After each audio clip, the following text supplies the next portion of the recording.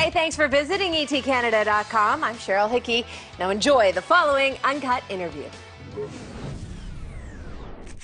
What Do You Want From Me was a huge single, your last album, enormous, and I feel like with a lot of artists, sometimes this second album is a kind of coming into your own. Yeah. Would you describe this album as kind of coming into your own? Yeah, I think the first album was kind of like working from the outside in. Mm-hmm. I had done American Idol and sung a lot of different styles of music.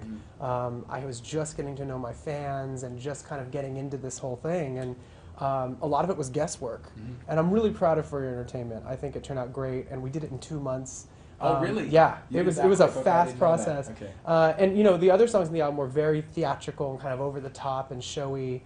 This album, I had toured the world, and I came home, and I moved into a house.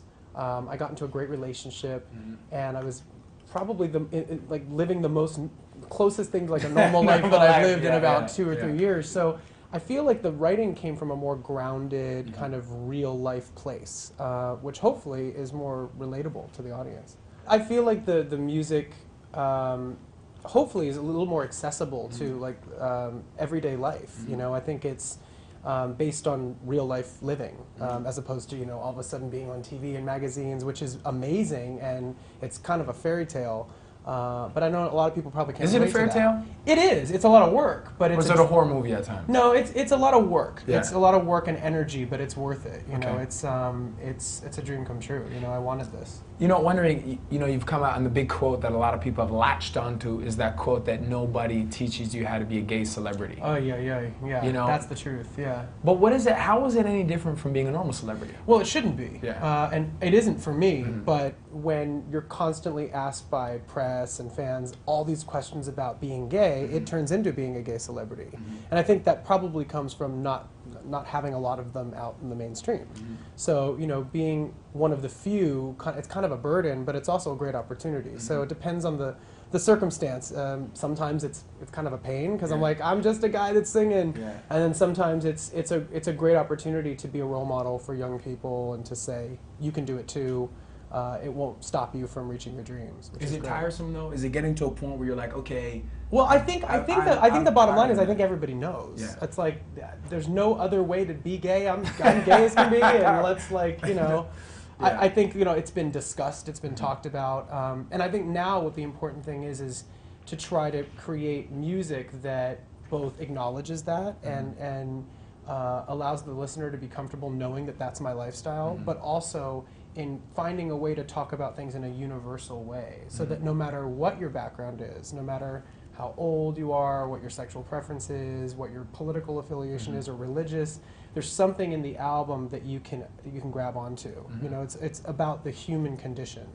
So. And I think there's a sense of essentialism no matter what your sexual orientation is. A relationship's a relationship. Yeah. Life, you know, trials and tribulations are life trials and tribulations. Yeah, and I think that's kind of the beauty of music is how it connects people and how we can find the common areas, how we're the same instead of how we're different. And you know, in a song like Cuckoo, let's talk about that song specifically. Because at times, I think everyone goes through periods where they feel like the wheels are falling off. Oh yeah. I mean, especially, you know, being on, you know, working in the industry and promoting an album and being on tour, like I said, it's a lot of hours and it's a lot of energy. And there were a couple moments where I thought, I think I feel a crack in my brain. It's split right down the middle. I think I'm losing it a little bit. But that song is really kind of trying to just own that and own your own crazy and own the fact that sometimes I'm not normal and I feel like a wacko, and I think everybody feels that way. And it also kind of like, it's kind of encouraging you to like let it out and just act that way, because it feels good sometimes to just be crazy. It does. Yeah.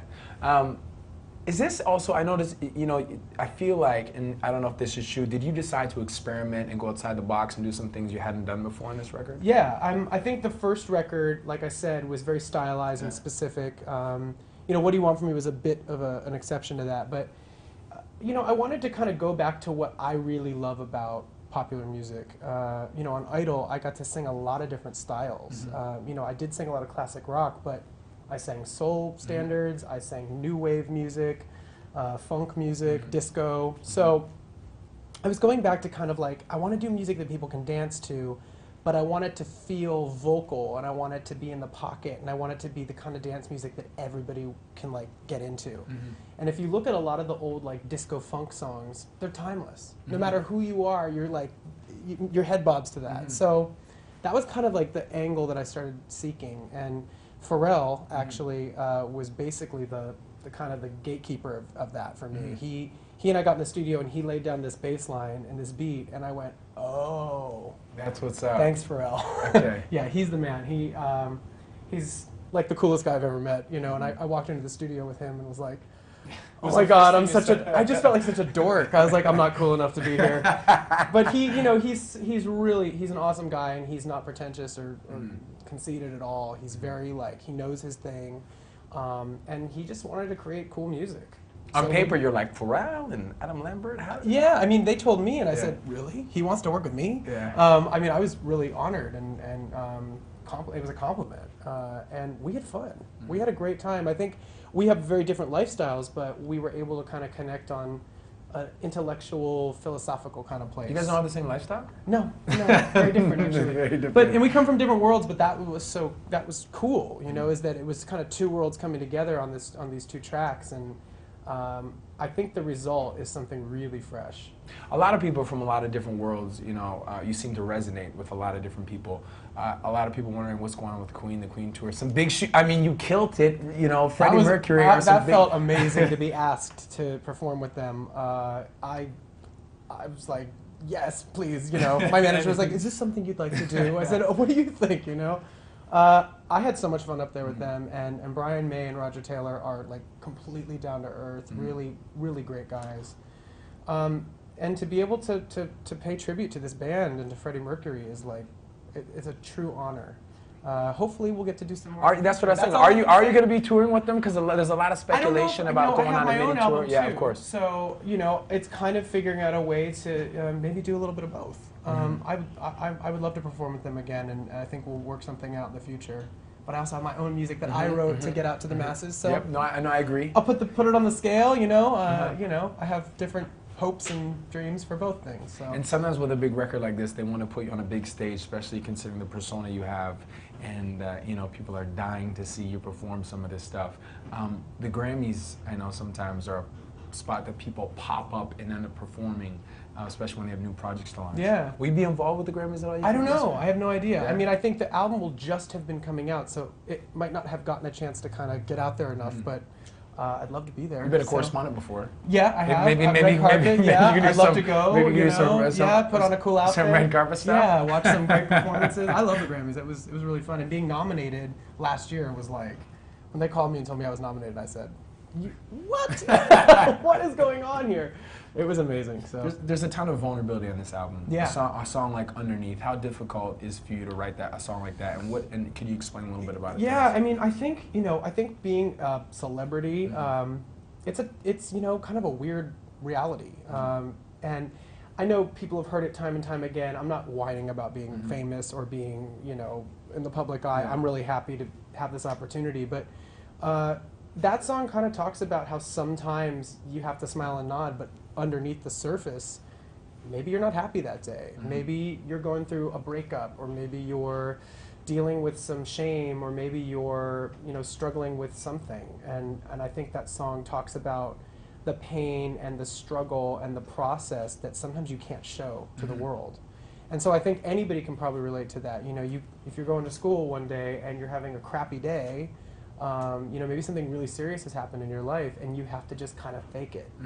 And, you know, it talks about that. It talks about what's happening underneath the surface. And you've had some instances, you know, it's like the average person gets to grow and evolve as they get older. Unfortunately, you have to do it under the spotlight. It's definitely like a new set of challenges and rewards. I mean, like I said, I'm not here to complain. I'm really lucky.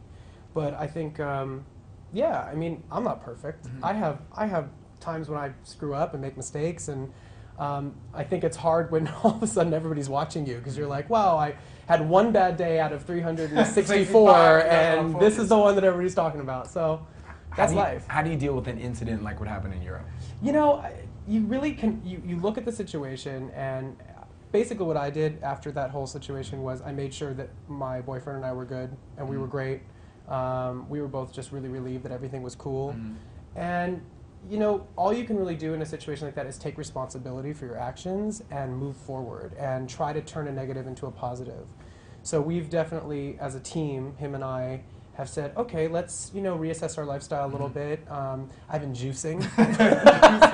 I've been cleaning up, you know, and yeah, and I take responsibility. It was not the best, most responsible behavior. But is it one of those things where you leave and you're like, now I got to deal with this, and I got to deal with this? Yeah, and it's stressful. It's definitely Yeah. stressful. But you know, again, it's kind of one of those things where we're, you know, whether I ask for it or not, there are instances in which I'm a role model, and it didn't really sink in until I got home. I talked to some friends and family, and I realized that in the future I want to take more responsibility for my actions and be a little more mature in some of my behavior. You're a lot bigger than he is, too. He is a tough man. He's a tough cookie, right? He's more sporty than I am. He's a firecracker. Yeah, and that's the other thing is I think the press might have interpreted what actually happened as a lot more dramatic than what did. I mean, They it love was, that because they love yeah. that. The press loves that. They it's a latch much better on. They're story, like, isn't it? Yeah. this, we're flying fly Yeah, kicks, no. you know. You know, I think what was interpreted as like a violent, like, you know, violent attack was actually more of just like a childish, drunken, sloppy, That everybody has. stupid thing. Yeah, that you see outside of bars every night. So. Trespassing is the lead single for the album. I'm Yeah. guessing because the album is called Trespassing. Yeah. Why is that? Why did you decide to kind of have that title and that song, I guess, embody the album? Well, first of all, the song itself was a song I wrote with Pharrell, and it basically is a mission statement for the album. It talks about kind of the metaphor of walking up to a fence with a sign that says no trespassing and saying, I don't care, I'm going in anyway. It's basically saying like, I'm going to do what I'm going to do because I believe in it, and being a rebel and just owning it, and you know, maybe proving people wrong, I think is what it's about. And a lot of times, you know, in this industry, I still feel like an outsider. So it's kind of saying, you know what, I'm going for it. I'm in it. I'm in you it. said I can't come in here, and I won't come in here. So. And also the song, just the idea of trespassing itself, I think kind of, the songs in the album are very revealing of who I am. So hopefully it allows the listener to trespass into like my inner workings. Who knows you better than you know yourself? A couple people. Yeah, there's somebody, Yeah, a couple people, yeah. Who you gotta listen Yeah. to? You're like, maybe you're right about that. I mean, I think the cool thing about the song is I think anybody that's in a relationship of any kind can relate to that moment where you're like, look, sometimes I'm not perfect. I'm sorry if I, you know, wasn't being great or hurt your feelings, and I need you and I love you. And love sometimes makes us feel like we wouldn't know what to do without our other half, you know? And that's what that song's about. We're doing a special right now talking about how celebrities stay grounded. And of all the people, you're one of the people, I think, for the most part. Except for a couple. I mean, for the most part, in terms of every time I've met you, like not many artists who are of your magnitude decide to walk down the hallway and greet the press, you know, and say, hey, how's everyone doing? And how do you, like, what keeps you so well grounded? You know, I don't like the feeling of being like looked after and like, you know, stroked and taken care of and always told yes, and I like doing things on my own. You know, independence is something that's really important to me. You know, I got into this whole game a little later in life, and which is a blessing, probably. yeah, it is. I think it puts things into perspective, and I don't want, you know, to be babysat. I'm a grown up, you know, so. Yeah, I try to keep it as real as possible because I'm pretty fortunate to have kind of landed in this position. So. Well, thanks a lot, man. Yeah, I appreciate it. Always thank good chat you. with you. Yeah, Your fans are likewise. waiting for you to perform the Yay. Super Bowl. You heard about this petition? I heard that's about going that, on? yeah. I don't know if I'm necessarily the ideal, but I can sing the out of the national anthem. I think so. you can too. There you go. Appreciate it. Good Thank to see you. you. Congrats Yeah. and everything.